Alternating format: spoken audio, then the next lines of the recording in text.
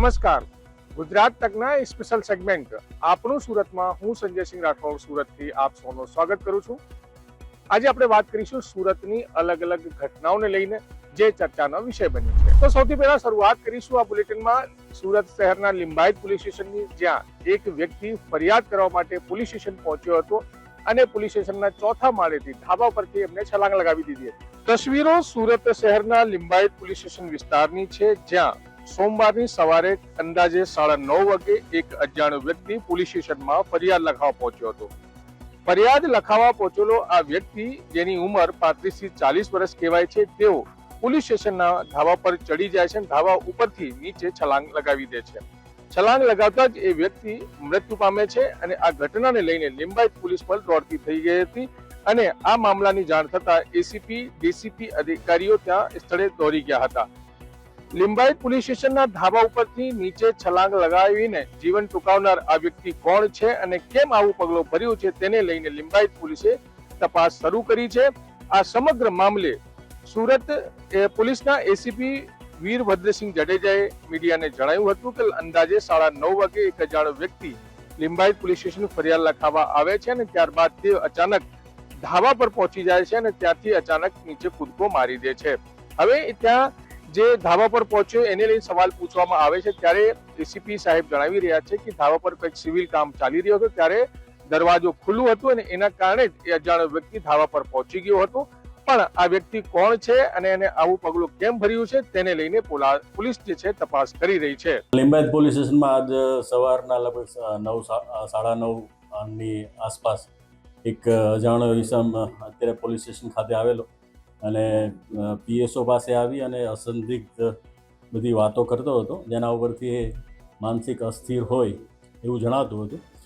એ બાદ એકવાર નીચે ઉતરે છે, ફરીવાર આવે છે અને બેસીને મારે ફરિયાદ કરવી છે, એટલે શું ફરિયાદ કરવી છે, આ છે તે છે, એના વાતો ઉપરથી કંઈ સ્પષ્ટ નહોતું થતું.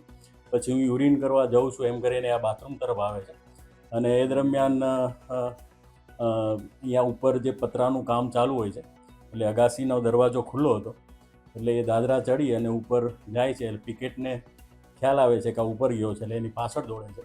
એ દરમિયાન એ જે અગાસીની પેડાપાટ છે એના ઉપરથી જમ્પ મારી અને નીચે કૂદી પડે છે. એટલે જેતું ત્યાં સ્થળ ઉપર જ એનું મૃત્યુ નીપજે છે. તેથી પોલીસે હાલ અકસ્માત નોંધ દાખલ કરી અને આગળની તપાસ હાથ ધરી છે અને એનું હાલ પોસ્ટમોર્ટમનું કામ ચાલી રહ્યું છે. યુવક મેં આપને જણાવ્યું એમ પોતે તદ્દન અસંદિગ્ધ વાતો કરતો હતો, જેના ઉપરથી એ માનસિક અસ્થિર હોય એવું સ્પષ્ટ રૂપે જણાય.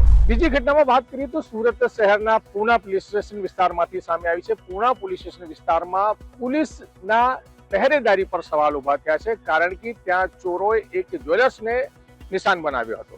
આ તસવીરો સુરત શહેરના પૂના પોલીસ સ્ટેશન વિસ્તારમાં આવેલ પર્વત પાટિયા વિસ્તાર પર સ્થિત ભાવના જ્વેલર્સની છે અને ત્યાં આપ જોઈ શકો છો કે જ્વેલર્સમાં ચોરી કરવા માટે ચોરો દ્વારા બાકોરું પાડવામાં આવ્યું છે.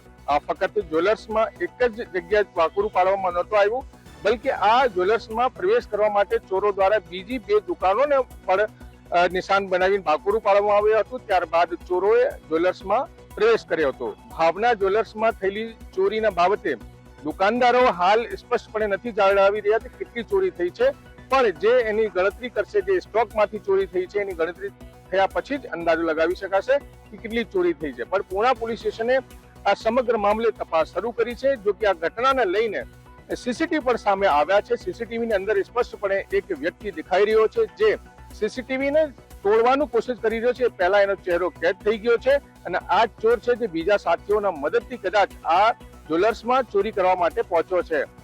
હાથોડી સહિતના બીજા શસ્ત્રો પણ એની હાથમાં હતા, તેને લઈને બાકોરું પાડવામાં આવ્યું હતું, તોડફોડ કરવામાં આવી હતી અને અંદર જે તિજોરી મૂકવામાં આવેલી હતી, તિજોરીને પણ કટરથી કાપવાની કોશિશ કરવામાં આવી છે.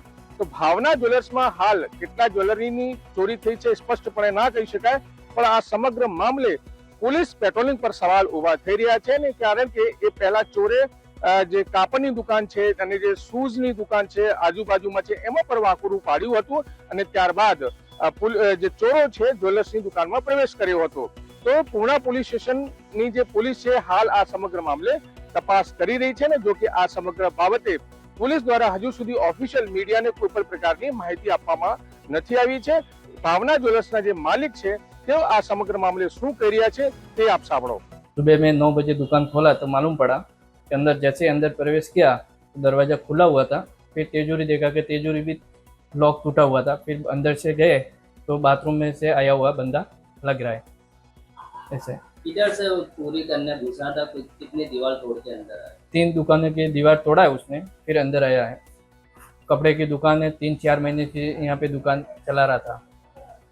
क्या लगता है वो कौन से साधन उसके पास थे? क्योंकि वो हाथौड़ी- पहली दुकान से दूसरी दुकान और फिर आपकी दुकान में प्रवेश। उसके पास हथौड़ी थी और छीनी थी, उसके तोड़ के अंदर आया हुआ है। ક્રાઇમને કંટ્રોલ કરવા માટે પોલીસ અલગ અલગ દાવાઓ તો કરતી રહી છે, પણ ક્રાઇમ કંટ્રોલ કેટલો થાય છે, ક્રિમિનલો પર પોલીસના આ દાવાઓને કેટલું અસર થાય છે, એનેથી આપણે અંદાજો લગાવી શકીએ છીએ કે સુરતના પૂણા પોલીસ સ્ટેશન વિસ્તારમાં એક નહીં, બે નહીં, 3 દુકાનોમાં બાકોરું પાડીને જ્વેલર્સમાંથી ચોરી કરવામાં આવે છે. ને હવે વાત કરીશું સુરત શહેરમાં કૂતરાઓના આતંકને લઈને. સુરત શહેરના સચિન વિસ્તારમાં કૂતરાઓના એક ઝુંડે 4 વર્ષના બાળક પર હુમલો કરી દીધો હતો, માથું ફાડી નાખ્યું હતું. બાળકની હાલત ગંભીર છે ને હાલ સારવાર હેઠળ હોસ્પિટલમાં દાખલ છે. સુરત શહેરમાં કૂતરાઓનો આતંક કોઈ નવી વાત નથી. સુરત શહેરના અલગ અલગ વિસ્તારોમાંથી કૂતરાઓના આતંક સામે આવતા રહે છે. વધુ એક ઘટના સુરત શહેરના સચિન વિસ્તારમાંથી સામે આવી છે, જ્યાં 4 વર્ષનું એક બાળક પોતાના પિતાની ફેક્ટરીની આગળ રમી રહ્યો હતો અને ત્યારબાદ કૂતરાઓનો એક ઝુંડે એના ઉપર હુમલો કરી દીધો હતો. 4 વર્ષનો જે બાળક છે શિવરાજ ઉર્ફ શિવાય પ્રજાપતિ, એમના ઉપર હુમલો થતા પરિવારજનોની જાણ થઈ હતી. પરિવારજનો જગ્યા પર પહોંચ્યા હતા અને ત્યારબાદ એમને સારવાર માટે સિવિલ હોસ્પિટલ ખાતે ખસેડવામાં આવ્યો હતો. બાળકની ગંભીર હાલત છે. આ સમગ્ર મામલે ડોક્ટર શીતલ જે આરએમઓ છે સિવિલ હોસ્પિટલમાં છે તે શું કહી રહ્યા છે તે પણ આપ સાંભળો. 7-8 વર્ષનું બાળક છે. એના પિતા એને લઈને આવેલા હતા. કંઈ સચિન જીઆઈડીસી પાસે ઇકો ડાયમંડ પાર્ક કરીને કંપની છે, ત્યાં બહાર 4-5 કૂતરાઓ એને ખેંચી લઈ ગયેલા હતા. બાઇટ કરેલું છે આખા શરીર પર. સૌથી વધારે ઈજા માથા પર છે. એ સિવાય બંને હાથ અને પગ તથા પાછળના ભાગે પણ ઘણી બધી ઈજાઓ છે. અત્યારે પ્રાથમિક સારવાર આપ્યા બાદ સર્જરીની સારવાર હેઠળ છે બાળક. ઓછામાં ઓછા 20 બાઇટ તો જોયા છે. અત્યારે માથામાં વાગેલું છે એટલે ગંભીર જ કહી શકાય, પણ સારવાર હેઠળ છે એટલે ઓબ્ઝર્વેશન પછી કહેવાશે. સુરત શહેરમાં કૂતરાઓના ખસીકરણ માટે કરોડો રૂપિયા સુરત મહાનગરપાલિકા દર વર્ષે ખર્ચો કરે છે, પણ કૂતરાઓનો આતંક અટકવાનું નામ નથી લેતો. એનું એક વધુ એક ઉદાહરણ સુરત શહેરના સચિન વિસ્તારથી સામે આવે છે. તો ગુજરાત તકના સ્પેશિયલ સેગમેન્ટ આપણું સુરતમાં આ હતી સુરતની અલગ અલગ ખબરો. વધુ ખબરો જોવા માટે આપ જોતા રહો ગુજરાત તક અને ગુજરાત તકને સબસ્ક્રાઇબ કરવા નહીં ભૂલતા. સુરતથી હું સંજયસિંહ રાઠોડ, ગુજરાત તક માટે.